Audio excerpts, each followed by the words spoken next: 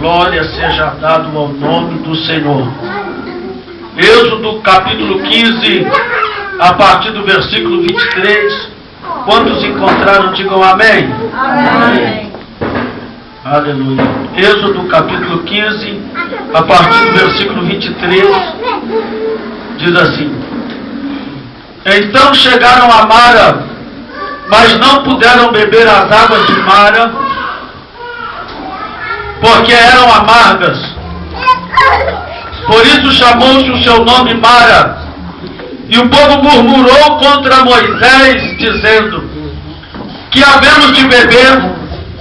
E ele clamou ao Senhor, e o Senhor mostrou-lhe o lenho que lançou nas águas. E as águas se tornaram doces.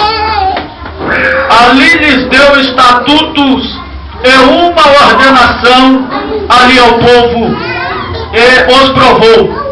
E disse: Se ouvirdes atento a voz do Senhor teu Deus, e fizeres o que é reto diante dos seus olhos, e inclinares os teus ouvidos aos seus mandamentos, e guardares todos os teus estatutos, nenhuma das enfermidades porei sobre ti, que pus sobre o Egito, porque eu sou o Senhor que te sara.